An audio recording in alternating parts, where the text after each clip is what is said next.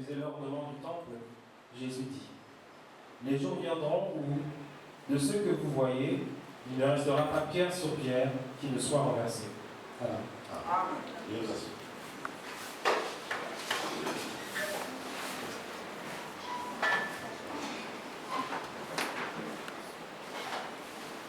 Amen, amen.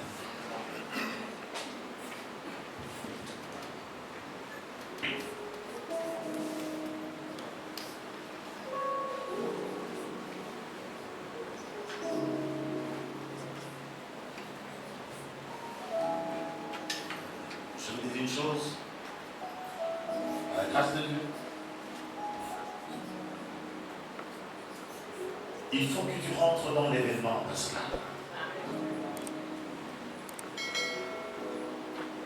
Tu n'as pas compris que cette Pâques laisse en toi des signes ineffaçables. Je voudrais te dire que tu t'en souviens davantage. Il y a eu des Pâques, mais celle de 2023 était particulière. C'est ce que je t'appelle à comprendre. Entre dans ce qui sera dit et tu comprendras les choses. Le hasard n'existe pas. Nous sommes dans le plan de Dieu. Je te dis, il a prévu que toi tu sois là. Pour que tu écoutes des choses qui te sont dédiées. Des choses qui sont à toi. Parfois tu ne sais jamais écouté, mais ce soir, Dieu va te dire quelque chose qui te concerne. C'est pourquoi je demande de ne pas être distrait. Pourquoi j'insiste? Lorsque la chose t'est dédiée et que tu distrais, l'ennemi la vole. Est-ce qu'il y a quelqu'un qui est à côté de toi qui veut voler juste tout ce que Dieu a prévu pour toi? Il y a quelqu'un qui est à tes côtés, il veut te distraire pour que tu ne saisisses rien. La Bible dit, si vous ne comprenez pas la parole qui vous est adressée, l'ennemi la vole.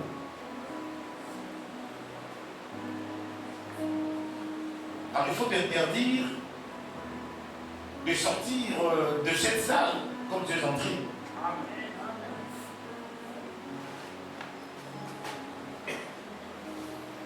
Amen. Nous sommes aujourd'hui le 5 avril 2023.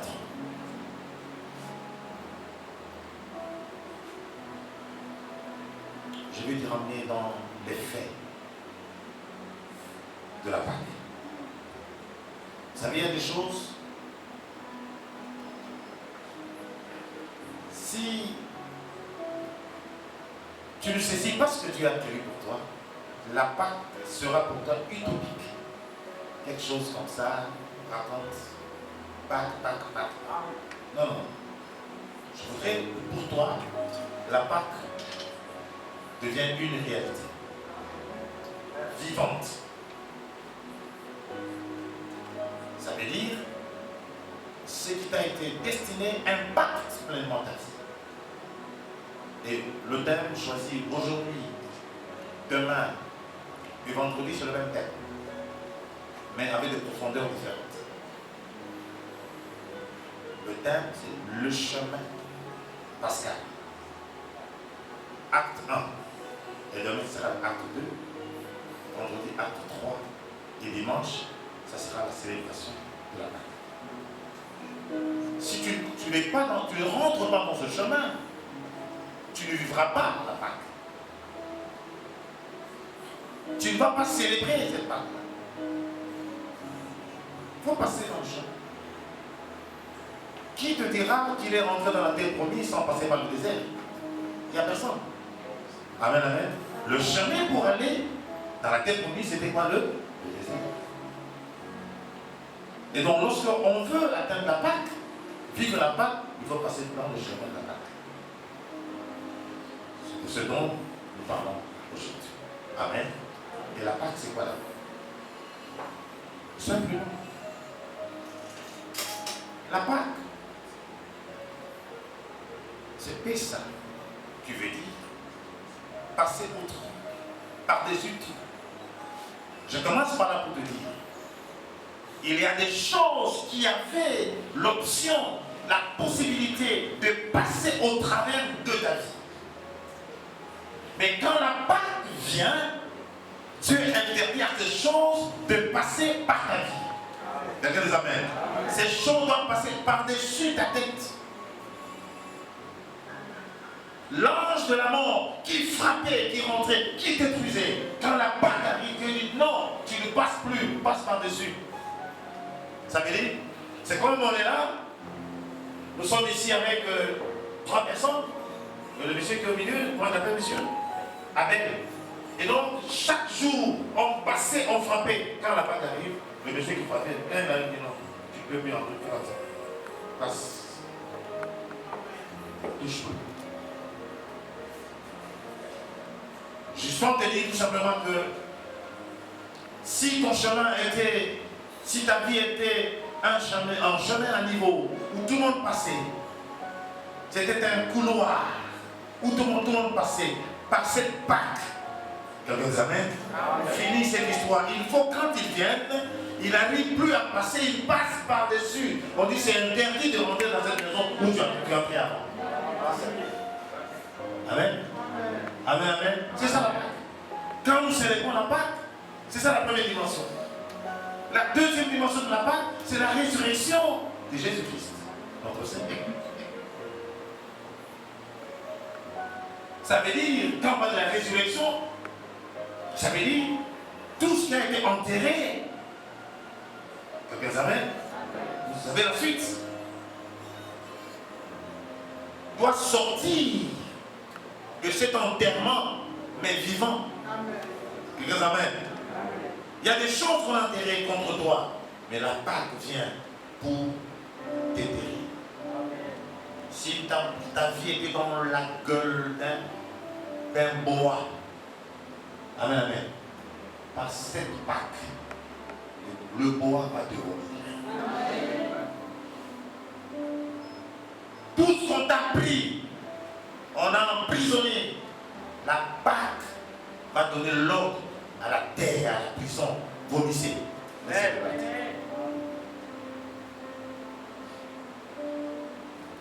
C'est ce qu'on va aussi maintenant. C'est les églises doctrinales, en ce moment, sont en train de commémorer la mort et la résurrection de Jésus-Christ. Et lorsqu'on commémore la mort et la résurrection de Jésus-Christ, les vies doivent changer. Absolument. Absolument. Je n'ai jamais vu un homme qui passe près de la croix et reste le même. Quelque chose va se passer dans son cœur. Moi, je ne suis pas chanteur. Un chanteur pouvait sauter de lui compléter avec le pasteur. C'est un donné que.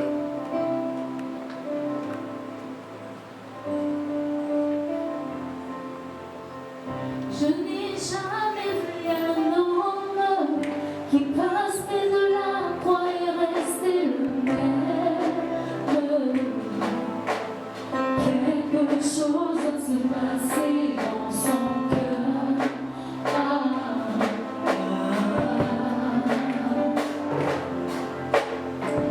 Je n'ai jamais vu un homme qui passe près de la croix et rester le même. Quelque chose va se passer dans son cœur.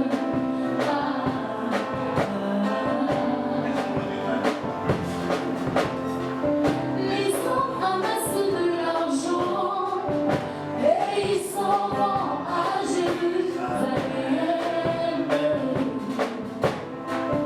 Là où mon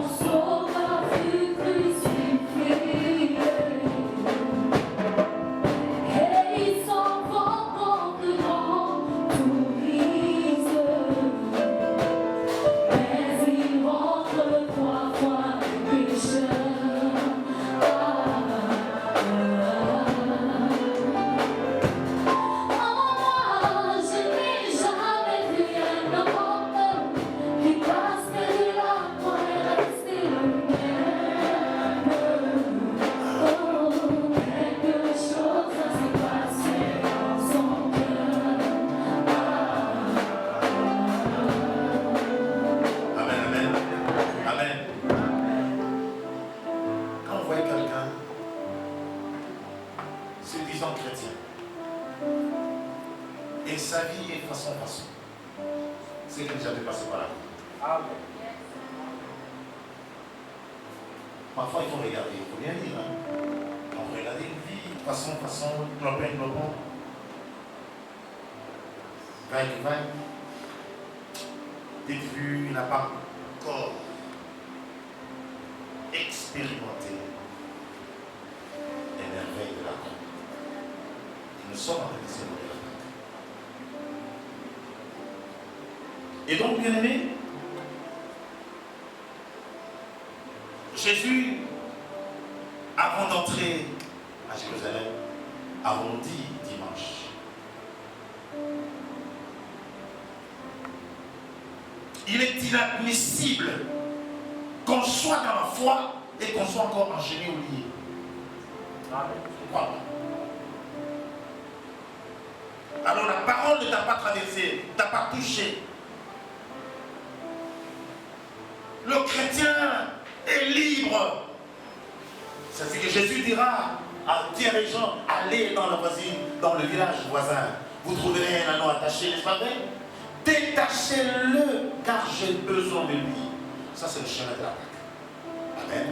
On est parti, on a trouvé un anneau attaché. La Bible déclare, ils arrivent, détachant l'anneau. Pourquoi faites-vous? C'est le maître qui demande. Tu es cet anneau dont le maître a besoin. Et comme le maître a besoin de toi, quiconque t'a embrigadé, t'a enchaîné. Amen, amen. Quand l'ordre du maître est donné, il te lâche. Amen. Amen. Donc tu ne peux pas rester dans les liens. Qu'est-ce qu'il te dit? Qu'est-ce qui t'attache à toi? Jésus a donné l'ordre. C'est pourquoi quand vous lisez dans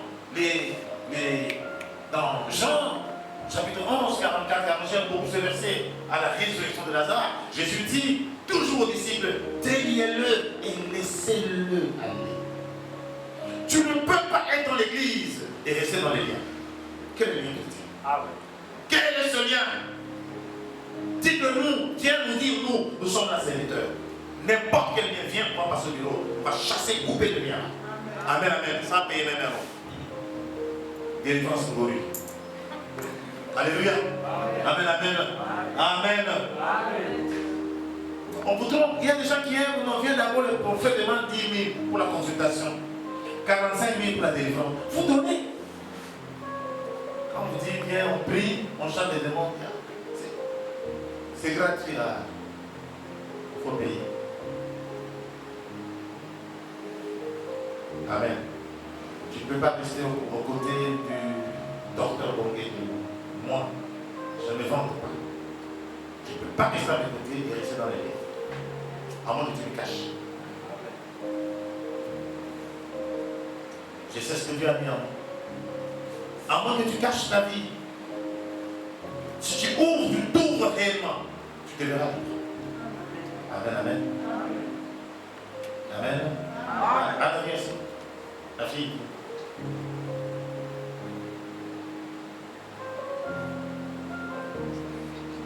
La fille vient ici. Oh, les enfants. Tu as mis les chaussures. On veut t'enlever les chaussures à l'église. Tu as vu? Amen.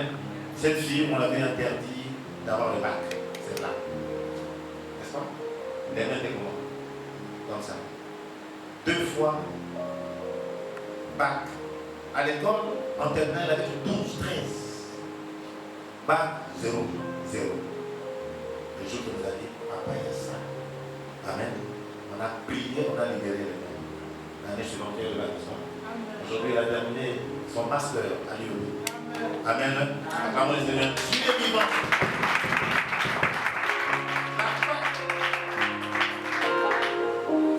Le Seigneur nous a donné le pouvoir. Donc tu ne peux pas. Quel est ce lien?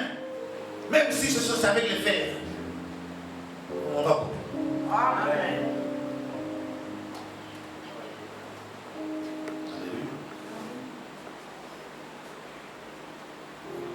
On a libéré l'amour. Je vais te dire une chose. Écoute. les meilleures choses ne sont pas dehors. Les meilleures choses sont pour les fils qui sont dans la maison. C'est ça. Les meilleures choses sont pour les fils qui sont dans la maison.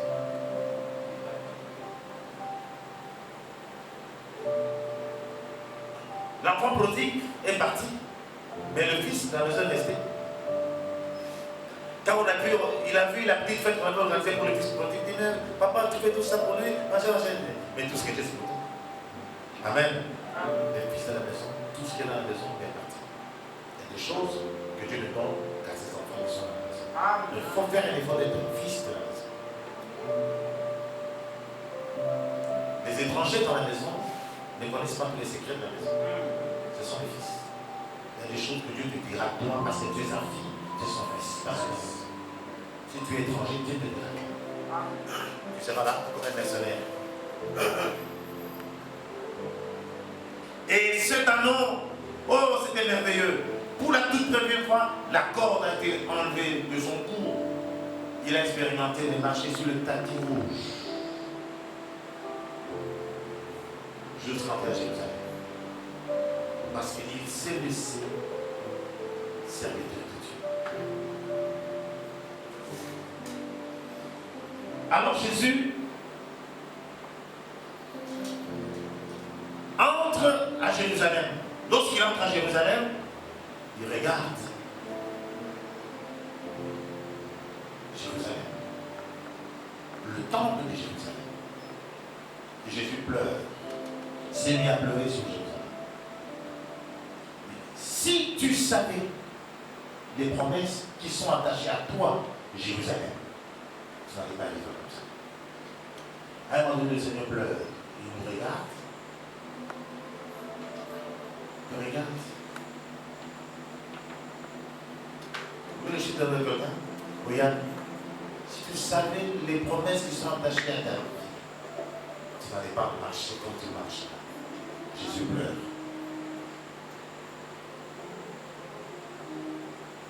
Le Seigneur regrette.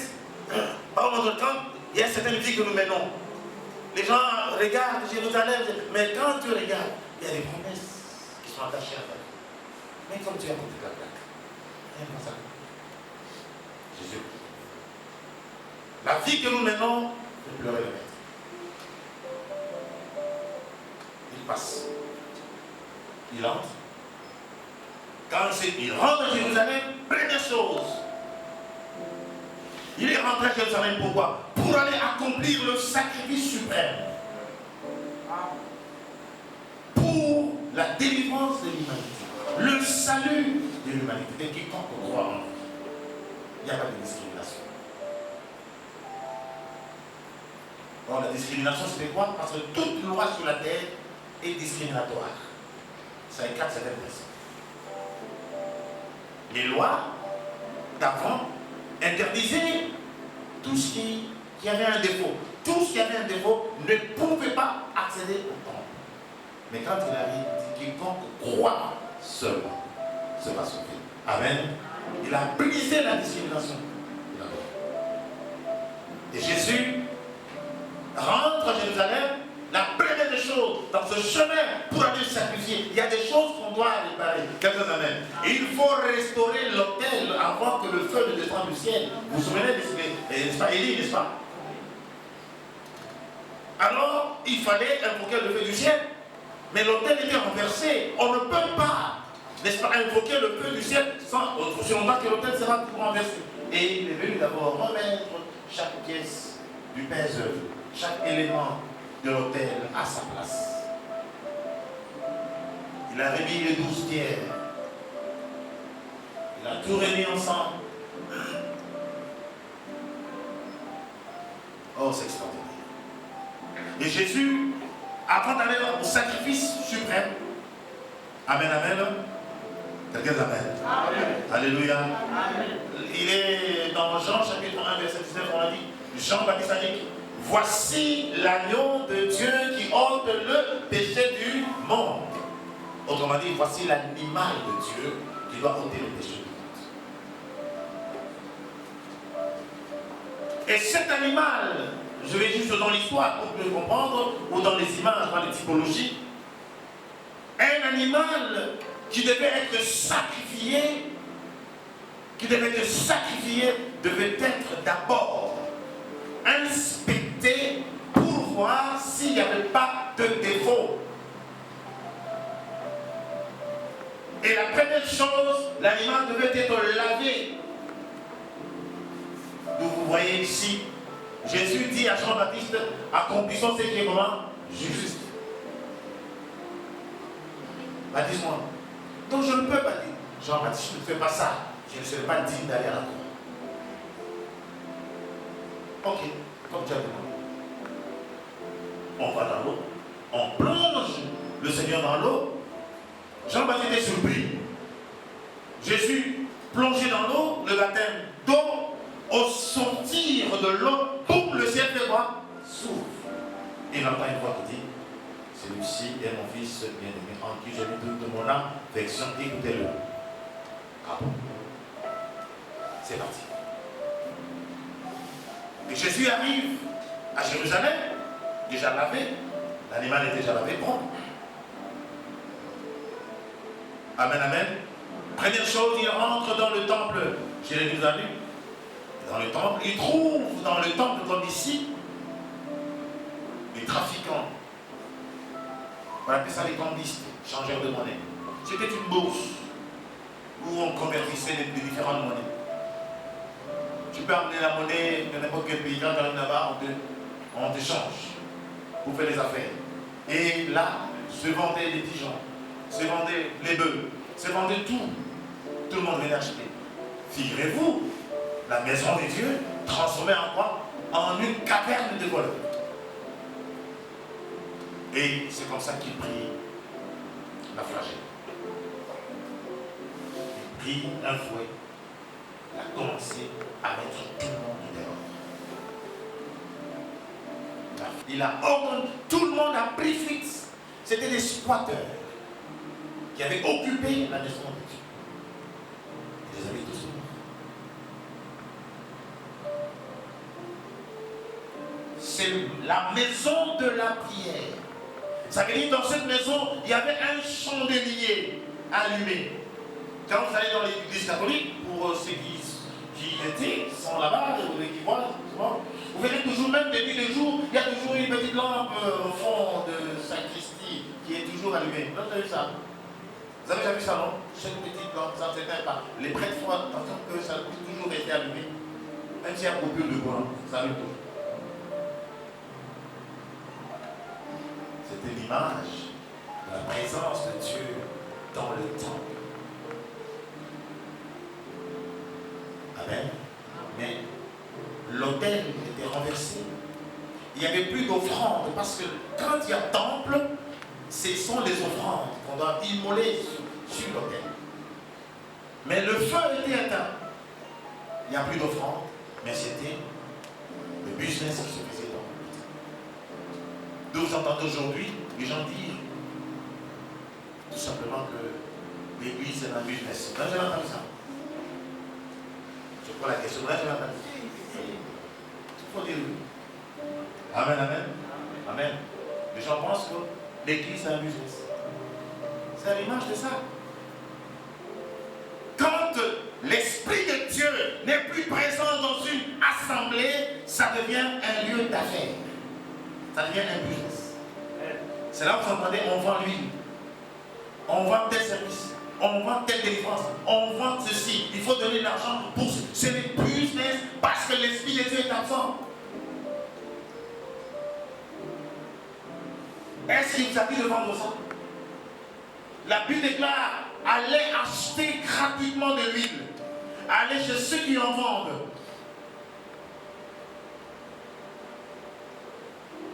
Amen. Les vendeurs d'huile, c'est nous les pasteurs, les serviteurs de Dieu. Ah bon? On vend l'huile comment? On vend l'huile sans argent. Vous venez, on prie pour vous. L'onction descend sur vous. Vous avez l'onction. C'est tout. Vous avez l'huile.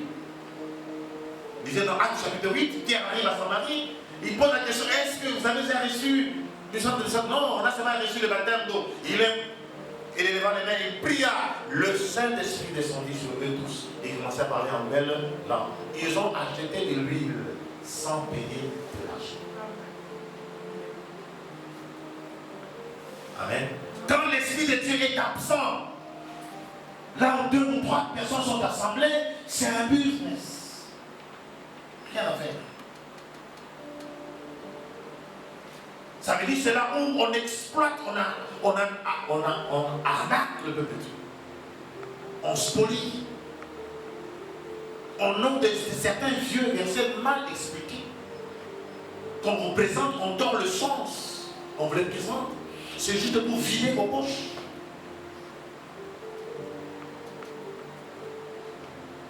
Jésus arrive dans le temple de Jérusalem. C'est ce temple-là dont on parle aujourd'hui, n'est-ce pas? Les musulmans et les chrétiens se battent sur Jérusalem. C'est-à-dire quand Israël est parti en diaspora, et l'Italie a aidé, n'est-ce pas, les musulmans de construire un temple aux côtés du temple de Jérusalem. Et c'est ça la bataille.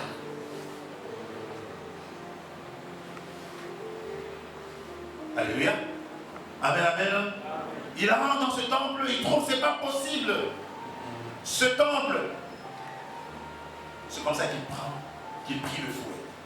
Il a chassé tout. Or, le véritable temple, c'est toi et moi. Dieu n'habite pas dans le temple construit par des mains humaines. Dieu habite dans le temple qu'il a construit par ses propres mains. Il prit ce jour-là de l'argile. Il forma l'homme et il souffla. Et l'homme devint un être vivant. Un être vivant, c'est-à-dire un chrétien, un homme charnel. Et il souffla à nouveau par le Saint-Esprit. Et l'homme devient un esprit vivifiant. L'Esprit de Dieu agit. Quand l'Esprit de Dieu n'est pas dedans, tu n'es qu'un esprit vivant comparable à tous les païens musulmans de la façon pareille. Et Jésus arrive, il prend la flagelle, il chasse. Il chasse tous les vendeurs, tous les coopérants, tous les businessmen qui étaient là, ou même qui étaient là, tous dehors, libérés. La maison de mon Père, quelqu'un dit amen, c'est la maison de prière.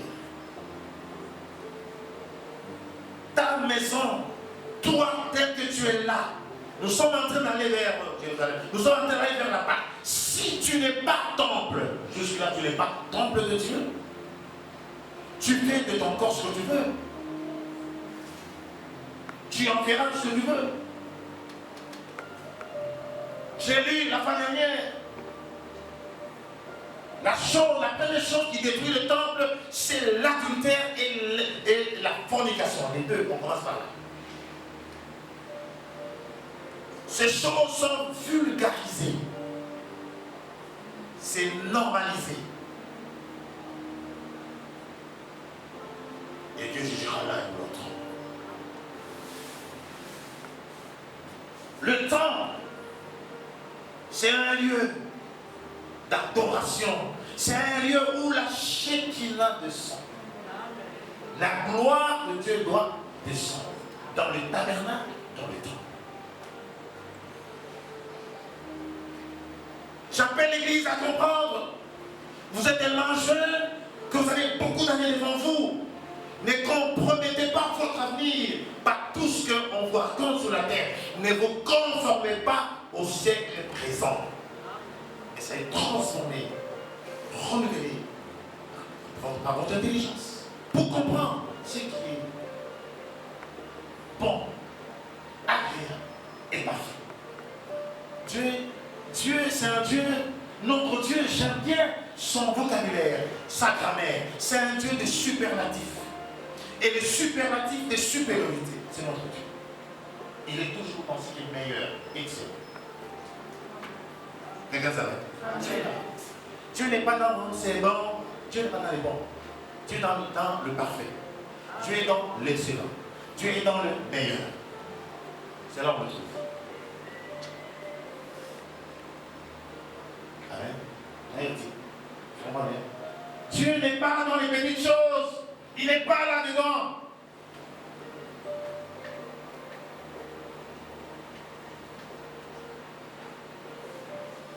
Et c'est pourquoi, par sa parole, chaque fois que tu entends la parole qui touche ton cœur, qui brise ton cœur, c'est la flagelle d'en haut. Quelqu'un amen. C'est le fouet de Dieu. Et ce fouet renverse quelqu'un. Renverse un cambiste, un vendeur, un businessman, celui qui travaille, qui trafique dans ta vie. La parole est pour chasser ces choses, ces gens-là, de façon que ton temple, ta vie soit le temple de Dieu grand. Alléluia. Dieu veut voir sa gloire en toi.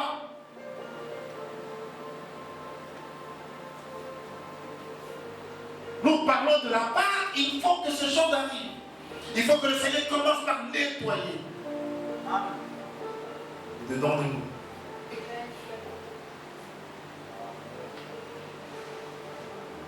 C'est pourquoi il dit, n'endurcissez pas vos cœurs lorsque vous écoutez sa parole.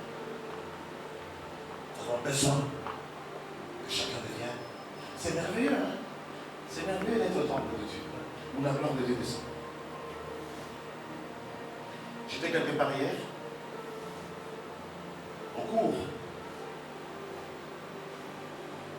Je vois une étudiante qui rentre, je la regarde, je dis, mais là tu reviens de tout, non, de Cambo. Je dis, monsieur, comment tu sais que tu reviens de Cambo? Effectivement, je reviens de Cambo. Amen. Bon, je ne suis pas un prophète. C'est pour te dire simplement, quand tu as l'Esprit de Dieu, il y a des choses que Dieu va te faire dire auxquelles tu n'as jamais pensé. Amen.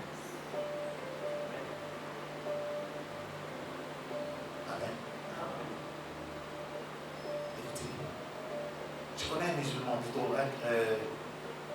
un ancien magicien nigérien qui s'appelle Emmanuel.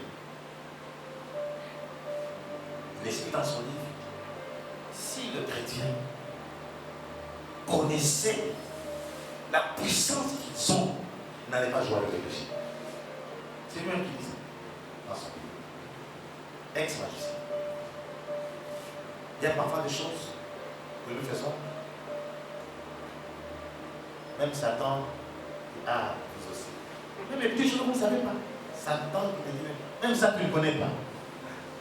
Comme tu ne connais pas, je vais t'aider à pécher. Je vais t'aider à tomber. Je vais t'aider à t'asseoir.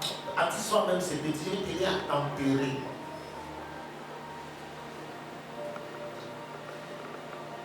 Réveillons. La Pâque, c'est ça. Première chose, pour parler de la Pâque, il faudrait que ton être, ce temple-là, soit déclaré temple de Dieu. Amen. Le temple du Saint-Esprit.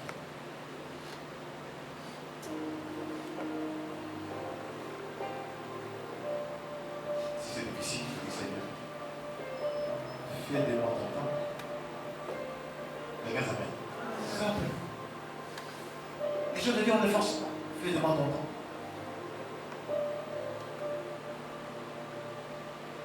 Il y a des choses que je garde par devers de moi. Je ne sais pas pourquoi je les garde. Ces choses n'obéissent qu'à la loi de la force. Et la loi de la force, c'est le fouet divin. C'est la parole de Dieu qui brise, qui chasse, qui nettoie. Envoie ta parole. Donc, je deviens ce temple. Ils ont éteint la lumière, la lampe. Il n'y a pas de noir. Je suis dans le noir, dans les ténèbres, dans l'obscurité. Que ta lampe. Quelqu'un amen. Il cherche où descendre, dans quel temps pour descendre. Sa gloire doit descendre. Mais il regarde, il s'est occupé. Ça, le cherche pas.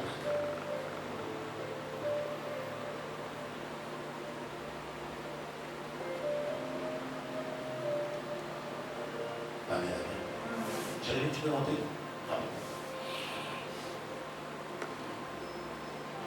J'aimerais qu'on passe ces moments, ces 3 jours d'affilée. Je pense que beaucoup de gens pensent aussi. Jérémie va nous aussi nous dire, hein? Luc chapitre 22, 14 à 20. Luc chapitre 22, 14 à 20, il est écrit. L'heure étant venue, il se mit à table, et les apôtres avec lui.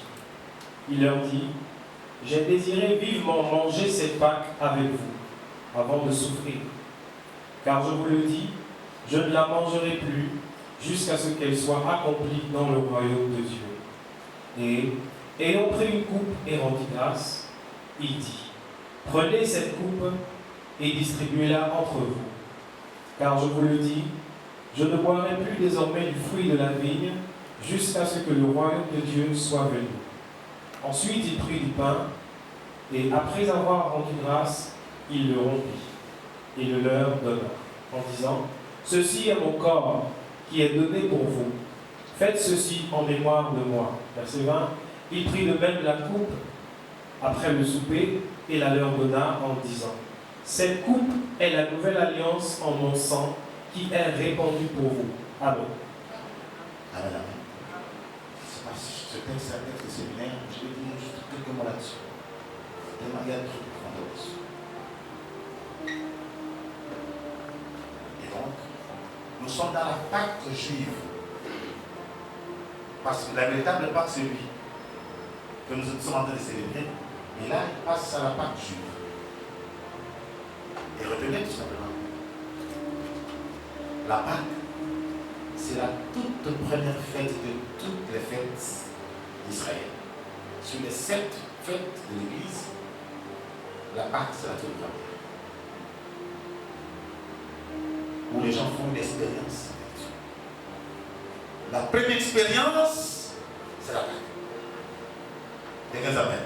Il faudrait que tu commences par là. Tu ne peux pas parler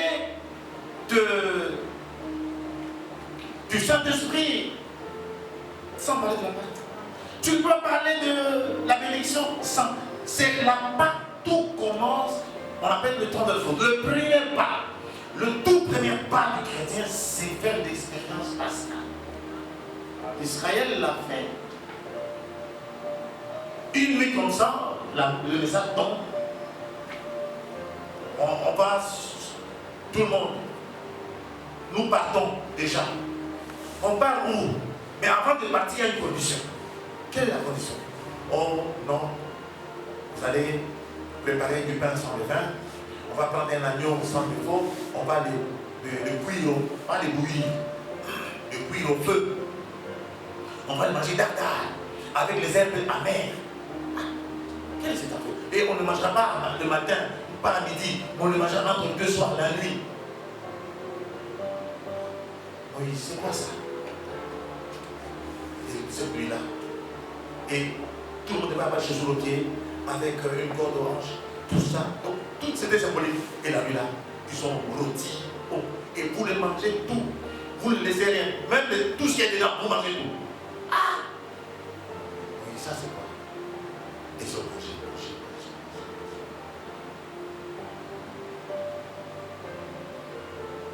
C'était le départ. La Pâque a ouvert la porte pour quitter l'Égypte. Ils sont battus des années pour sortir. Ils n'ont pas pu sortir. C'est grâce à la Pâque que cette mois ils sont sortis. Amen, amen. Il y a des choses où tu peux te battre. Si tu ne passes pas par la Pâque, les choses, rien ne va s'ouvrir. La mer rouge ne s'ouvrira pas. La mer rouge s'ouvre, c'est seulement sur la personne qui a l'onction pascale. Alléluia.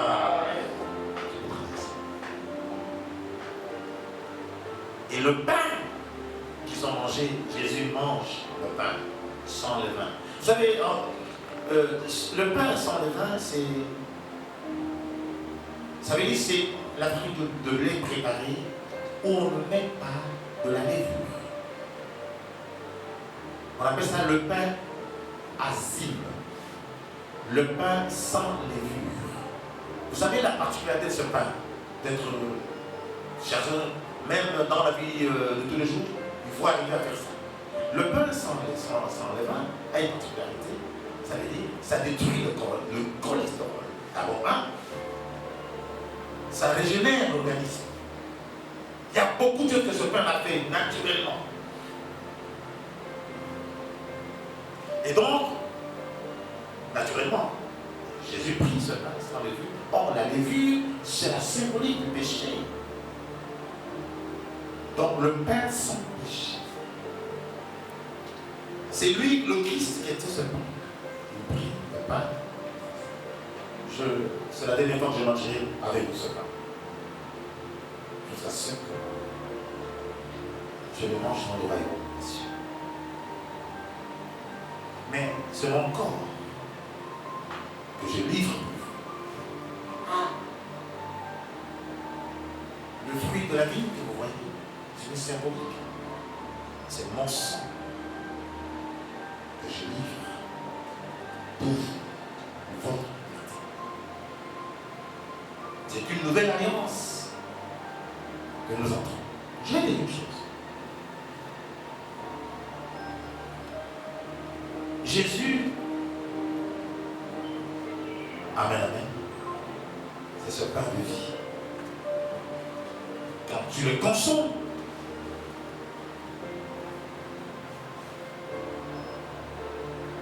lui-même, il est curatif. Lui-même, quand tu le manges. Et c'est pas n'importe qui peut manger ça. Parce qu'il a dit, celui qui m'est livré avec vous, il mettra la main avec moi dans l'assiette. Mais malheur à celui qui livre le Fils. Malheur par qui le scandale va arriver. Et donc, le corps de Jésus, il ne comprenait pas que c'était comme de la parabole. C'était son corps qui devait être livré. Au-delà de la Pâque physique, il parlait des choses spirituelles. C'est mon corps, l'alliance. C'est le son, l'alliance. Ce bout de livre, tout simplement. Écoute-moi bien. Tu acceptes Jésus véritablement dans ta vie. Tu manges son corps. Tu bois son sang. Écoutez, si tu ne manges pas le corps de Christ, tu ne bois pas son sang, tu l'as pas dit. Allez-y demander ce qui sont dans l'autre monde là. Quand il tue, c'est pour boire le sang. Vrai ou faux? Parce que la vie est dans le sang. C'est pourquoi ils tuent. Ils prennent le corps, ils prennent le sang. Il y a des corps qu'on ne peut pas toucher, quelqu'un dit amen. Oh Dieu. Le corps qui a mangé le corps de Jésus, qui a bu le sang. Si tu meurs aujourd'hui, personne ne peut te prendre tes amen. C'est le cas de Moïse, n'est-ce pas? Moïse meurt. Satan se précipite pour aller récupérer quoi? Le corps de Moïse. Il y a des corps, quand tu as ça, quand tu as le corps de Moïse, s'il est gardé, Satan devient très puissant parce que c'est un corps loin. Et quand c'est loin, ça a des effets. L'onction a tous des effets. Vous vous souvenez de Élisée, le prophète, n'est-ce pas? Quand il est mort, on l'a enterré. On est allé enterrer un mort aux côtés de lui. Vous vous souvenez de l'histoire, non? Le mort a touché les ossements d'Élisée. Le mort a ressuscité. Oh. Mais lui, il est déjà mort. Donc l'onction est là. Satan connaissait le corps, la valeur de l'onction. C'est pourquoi on a envoyé Gabriel plutôt. Michael, pas Gabriel. Gabriel vient juste pour donner le message. Le guerrier, c'est Michael. Alors on envoie Michael. Et cher monsieur Satan, je vais récupérer le corps du prophète. Ce corps-là, c'est un corps que Dieu ne peut pas toucher. Si tu as l'habitude de toucher les corps, c'est l'autre qui touche. Oh non, non, non, non. Il a commencé à vous vociférer. Mais qu'elle a dit que l'Éternel te reprit. Je prends juste le corps de Moïse. Je parle. C'est pourquoi, à la transfiguration, on a vu Moïse et qui? Et Élie. C'est pour te dire, bien aimé, lorsque nous sommes en Christ, il faut comprendre ça. En Jésus-Christ, mangeons le corps, buvons le sang de l'agneau. Qui va toucher mon corps? Qui va toucher ça? De ton vivant, même après ta mort. Personne ne va toucher ça. Il a livré son corps par la Pâque, par ce temps. C'est nous. Et puis il regarde, dit, pierre sur pierre, ne restera. Tout sera remplacé. La Pâque te dit tout simplement qu'aucune entreprise construite par Satan dans ta vie ne restera debout. Pierre sur pied sera comment? Renversé. Qu'est-ce qu'il a fait? Oh, c'est ma tante, c'est mon oncle. Tout ça est remplacé. Écoutez, nous avons, il y a plus d'avantages d'être en Christ qu'être dehors.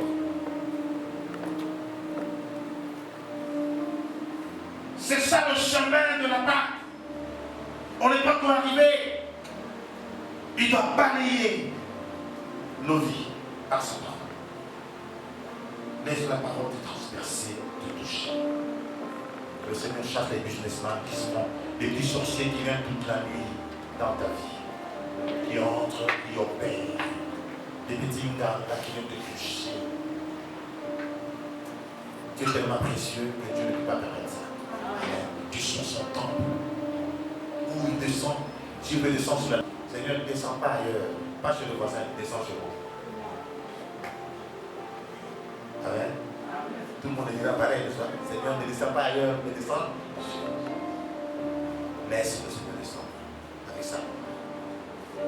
Si le Seigneur descend dans ta vie, il vient mettre chaque chose à sa place. Chaque chose à sa place. Et c'est beau et c'est merveilleux de sentir la présence de Dieu à tout moment. C'est merveilleux.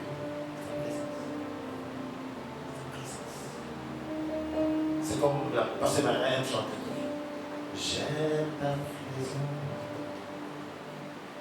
Seigneur. Jésus est. J'aime ta présence.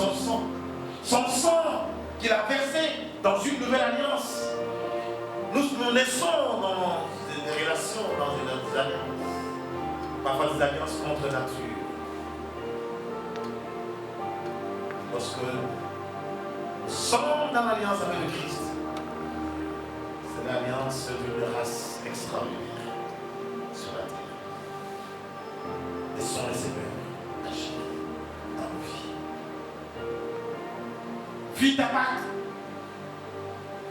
Nous sommes dans un chemin qu'il balaye. Qu'il balaye, qu'il renverse. Que tu sois son temple, sa maison. Et le Seigneur a dit.